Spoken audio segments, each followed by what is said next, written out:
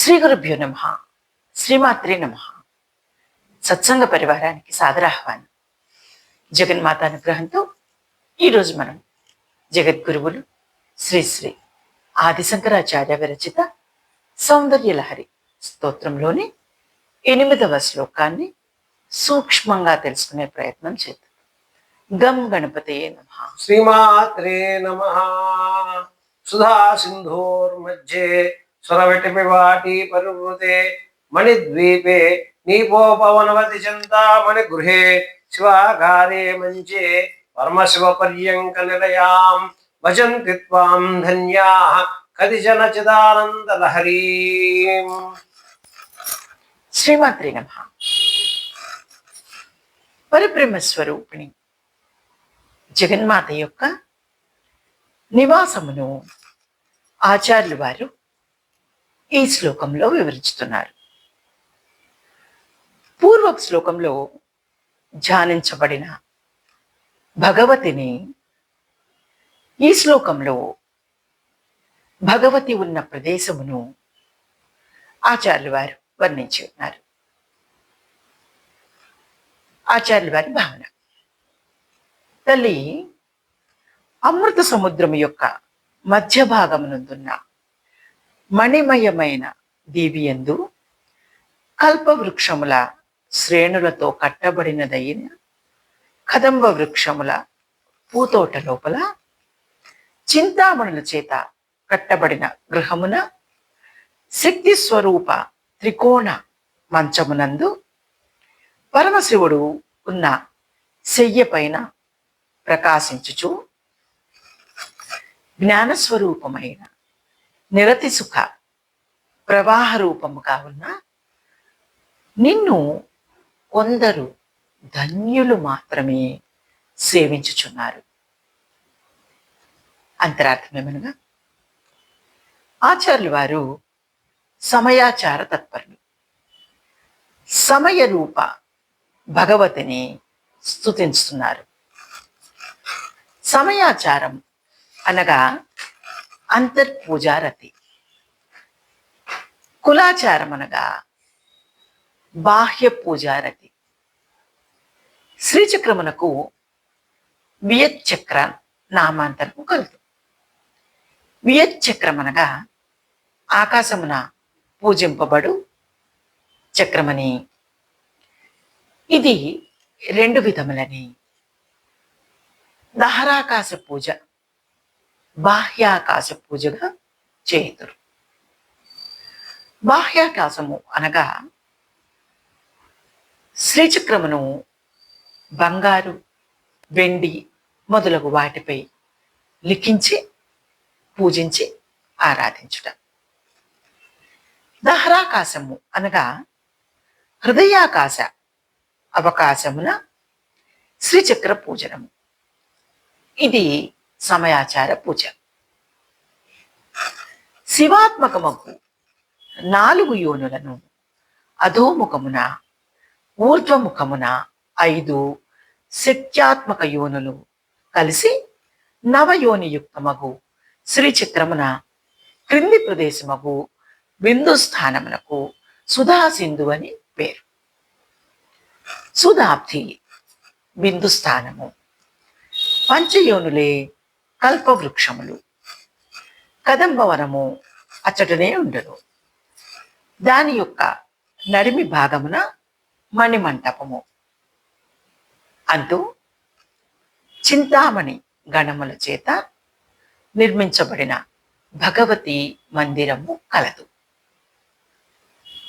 అచ్చట శక్తి రూపమైన మంచమున మహేశ్వరుడు తలగడగాక రమ్యమైన పానుపుగా ఉన్న సదాశివుడు వెలుగొంద, బ్రహ్మాదులు సేవకులుగాను, తాంబూల ఉచ్చిష్ట పాత్రగా ఇంద్రుడు, అచ్చట పరమేశ్వరి మహాత్రిపుర సుందరి ఉండును. భైరవ యామళమునందు శివార్క మండలము భేదించి చంద్రమండలమున ద్రవింపచేయుచు దాని యందు స్మృతి అగుచున్న శృతి. దాని యందు శృతి అగుచున్న అమృత ప్రవాహమునందు పరమానందము పొందుచున్నదై కులయోషిత్కులమను ఛేదించి ఉత్కృష్టమైన జల్లులను పొంది భగవతి ఉన్నది.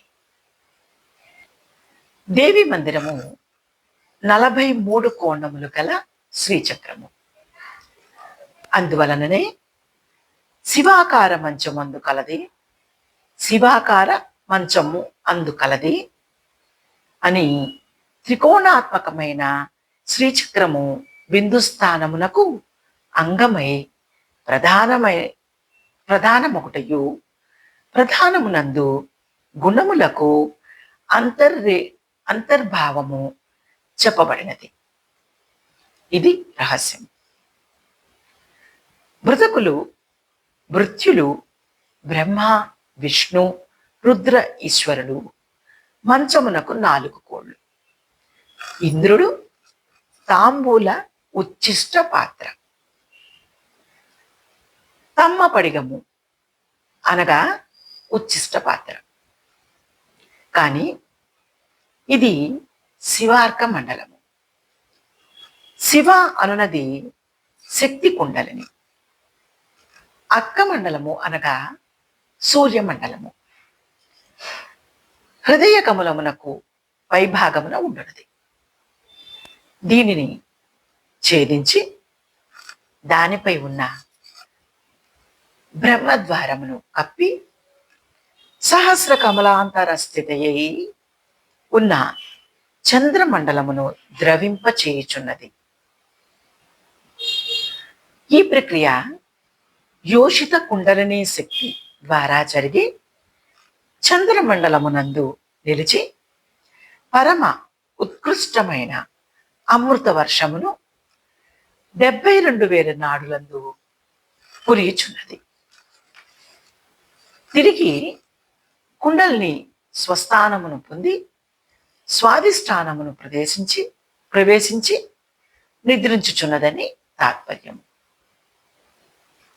శివశక్తి లోనగువారు మంచముగాను, పానుపుగాను, ఉచ్చిష్ట పాత్రగాను నిలిచి ఉన్నట్లు చెప్పుట దేవతల కామరూపులని తెలియచేయటం. భగవతికి అత్యంత సమీపమునకు వచ్చి సేవ చేయుచుండిరి అని అర్థం. ధ్యాన వివరణ. సుధాబ్ది నందు నందనోద్యానమునందున రత్నమంటప మధ్యస్థానమును పొందినదై బాలభాను మండలము వంటి శోభ కలదై చతుర్బాహువులు 3 నేత్రములు కలదై పాశములు, అంకుశములు, పుష్పబాణములు, చెరుకు విల్లు ధరించినదై శివారూపమైన శ్రీమాతను హృదయమందలి చక్రమును ధ్యానించి వ్రతం అవలంబించిన వాడై సాధకుడు పరమేశ్వరి గురించి చెప్పబడిన ధ్యాన శ్లోకములచే చింతించుచు జపమాచరించవలెను. మంచచరణీభూత విధి హరి రుద్రేశ్వర విలసితము మంచీభూతము పరమాసనమున పరమశివ పర్యంక నిలయ భగవతి. పరమశివుడు గుణాతీతుడు, సకల ప్రపంచ సాక్షి, సచ్చిదానంద సుందరుడు. భగవతి కొరకు పానుపైనాడు. యస్యను పశ్చిమం జన్మ న స్వయం యో మహేశ్వర సన ప్రాప్తేతి పరమాం 10 పంచాక్షరీ మిమాం అని రుద్రాయామళమున భగవతిని సేవింతురు. శివుడు ఏకారము, ఏకాదశ స్వరము, అందుచేత త్రికోణము. పరమశివుడు బిందువు. తన్నిలయ శ్రీచక్రాంతర్గత త్రికోణ మధ్య బిందు నిలయ అటువంటి భగవతిని ధన్యులు భజింతురు. సురలు దేవతలే కల్పవృక్షములు. విటపి దేవతలచే చుట్టబడిన ఇది స్థల విశేషణము చెప్పుచున్నది. స్థల విశేషణము చెప్పుచున్నది. శ్రీశైలాది క్షేత్రములు దేవతా స్థల చిహ్నితములు. మణిద్వీపం ఉపాసనా యోగ్య స్థలం. సుధాశబ్దము సుష్టు దదాతి భువనమితి. సుధం ఆరభ్య సింధు పర్యంతం, హిమాచలమారభ్య సేతు పర్యంతం. మధ్యదేశే శివాకారే అతిధవళత్వ స్ఫుటిక రమణిమయ తయా శివసదృశో మంచ్యాత ఇతి మంచే పూజ్యే కైలాస. పరమశివ సదాశివ పరమౌచ తౌ శివౌ చ పరమశివౌ తస్య తయోర్వా పర్యంక ఉత్సంగే నిలయే యస్యాస్తాం పార్వతీ పరమేశ్వరాభ్య అంకే నిధాయ అనుగృహీతాం ఇత్యర్థః. ఆచార్యులు వారు హిమాలయ పర్వతము నుండి కైలాసంకు ఏగి పార్వతీ పరమేశ్వరుల సమీపమున పఠించిరని ప్రసిద్ధం. సుష్టుగా ఇచ్చున్నది శరీరము. శరీరమునకు సుధః మూలాధారము. ఈ రెండును ఉండి ఉండాలి. లేని ఎడల శరీర ధారణము ఉండదు. ఆ సింధు నాడీ మార్గము శిరస్థిత చంద్ర. ఆ సింధో పాద శిరస్సుల మధ్యమున పరమశివుడు. అతి కళ్యాణ రూపము అనాహత చక్రము. ఇది పర్యంకము. ఇక్కడే నిలిచి ఉన్న హృత్కమల వాసిని చిదానంద లహరిని నిన్ను అనగా భగవతిని కొందరు ధన్యులు సేవించరు. ఇది సమయాచారం. లలితా సహస్రంలో హయగ్రీవులు వారు సుధాసాగర మధ్యస్థ కదంబ వనవాసిని చింతామణి గృహాంతస్థ శివకామేశ్వరాంకస్థ చిదేక రసరూపిణి చిక్కళానంద కలిక అని భగవతిని స్తుతించారు. సుధాసాగర మధ్యస్థ. సుధాసాగర అమృత సముద్రం యొక్క మధ్యస్థ మధ్యమందు ఉన్నది. బ్రహ్మాండమునందు అన్నింటికంటే ఊర్ధ్వమున ఉన్న సుధాసాగర మధ్యమందు ఉన్నది. శరీరమందలి సహస్రార కమల మధ్యమందు ఉన్నది. అపరాజితా నగరమునందు అర న్యా అను పేర్లు గల అమృతపు మడుగు గల నడుమ ఉన్నది. సగుణ బ్రహ్మోపాసన చేసిన వారు అపరాజితా నగరమును పొందుతారు. అక్కడ అర అను పేరుతో న్యా అను పేరుతో రెండు సముద్రములను పోలిన రెండు అమృత మడుగులు కలవు.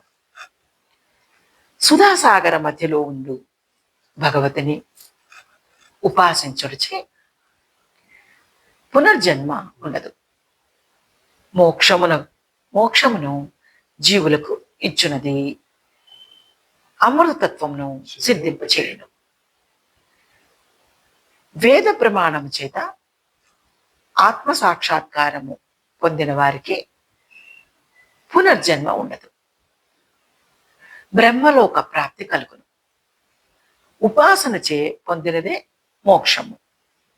తిరిగి రాని బ్రహ్మపదము భగవతి వద్ద ఉన్న ప్రదేశ సాహసచర్యముచే జ్ఞాని అయి అఖండాకార వృత్తి జ్ఞానము పొంది స్వరూప సిద్ధిని పొంది బ్రహ్మ చైతన్య స్వరూప స్థితి అను శాశ్వత మోక్షమును పొందును.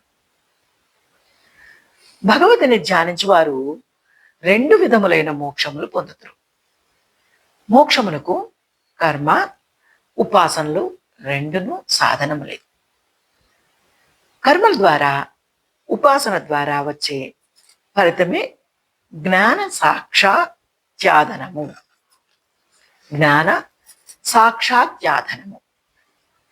కదంబ వనవాసిని కడిమి వృక్షముల అడవి యందు నివసించున్నది. చింతామణి గృహము, దాని చుట్టూ మణిద్వీపం, దాని చుట్టూ కడిమి చెట్లు, బిందుస్థానము క్షీరసాగరం, పంచయోనులు పంచకల్ప వృక్షములు, బంగారు వెండి ప్రాకారముల మధ్య భూమి 7 యోజనముల విస్తారము కలది. 2 యోజనముల ఎత్తులో కడిమి చెట్లు ఉండి ఉన్నవి. భగవతి తేజ తిమిరములకు భగవతి తేజ తిమిరములకు అతీతమైన చోట నివసించును. చింతామణి గృహాంతస్థ. చింతామణులచే కట్టబడిన ఇల్లు 1000 యోజనములు కలిగిన ఇల్లు. సకల దేవతలచే సేవింపబడు చింతామణుల గుంపుచే నిర్మితమైన గృహము నా చింతలను దూరము చేయవాక. చింతార్థం ఉసుగు మంత్రములకు మొదటి నిర్మాణ స్థానము. ఆ మంత్రరాజ్యమే చింతామణి గృహం. చింతామణుల వల్లనే చింతితార్థములు పొసుకున్నది. శివకామేశ్వర అంకస్థ. పరాశక్తి స్థూల సూక్ష్మ రూపాలకు అతీతురాలు. మంగళకరుడైన కామేశ్వరుని తొడపై అధిష్ఠించున్నది దేవి. శివ కామ ఈశ్వర శబ్దములు 3ను ప్రకృష్టమైన జ్ఞానమును తెలుపుచుండుటచే భగవతి జ్ఞాన నిష్ఠితురాలై జ్ఞానము జ్ఞేయము జ్ఞాతయై వెలుగుచుండును. కామ అన ప్రజ్ఞానము, తెలివి, శృతి. విజ్ఞాన నామములు హృదయము, మనస్సు, సంజ్ఞానము, ఆజ్ఞానము, విజ్ఞానము, మేధ, దృష్టి, ధృతి, మతి, బుద్ధి, స్మృతి, సంకల్పము, క్రతువు, ప్రాణము, కామము, వశము అని నామధేయములు ఉండినవి. ఇచ్చట ప్రజ్ఞాన శబ్దము శివులు వారిని తెలుపుచున్నది. కొందరు హృదయమని, కొందరు వాసమని, కొందరు వశమని చెప్పి ఉన్నారు. హృదయము మొదలు వశము వరకు గల నామముల అన్నీ శివస్వరూపమగు ప్రజ్ఞాన నామములే. సృష్టి చేయు కోరిక కల ఈశ్వరునికి కాముడని వ్యవహారము. పరమాత్మ ఒక్కడే మొదలు కలడు. పరమాత్మకు బహురూపములు పొందవలెనని కాముడని పేరు కలిగి ఉండేది. ఈశ్వరునికి శివకామ విశేషణములు చెప్పుటచే సంహార గుణము కలిగిన రుద్రుడు అటులనే మన్మధుడని కాడని చెప్పవలను. అటులనే మన్మధుడని కాడని చెప్పవలను. అట్టి సదాశివుని వామాంక స్థితి భగవతి ఉన్నది. చిత్కళానంద కలిక. సకల జీవుల మనస్సునందు చిత్కళ కలదు. అది పరబ్రహ్మ యొక్క నిరుపాధిక చైతన్యములో ఏకదేశము. అనగా నా అంశమే జీవులలో జీవుడుగానయ్యే శరీరధారుల చిత్తమందు ఉన్న చిత్కళాదేవి స్వరూపముగా కలది. ఆనంద కలిక. ఆనంద కలిక. అఖండానందములో అంశ మాత్రమే కలది. జీవుల ఆనంద స్వరూపురాలు భగవతి ఆనందమైన మొక్క. జగదంబ విచిత్రమాత్ర కిం పరిపూర్ణ కరుణాశిచేన్మయి అపరాధ పరంపరావృతం నహిమాత సముపేక్షతే సుతం. ఇది ఈ శ్లోకం యొక్క సూక్ష్మ వివరణ. జగన్మాత అనుగ్రహం మనందరి మీద కలుగుగాక. నమః శివాయ చ నమః శివాయ. శ్రీమాత్రే నమః.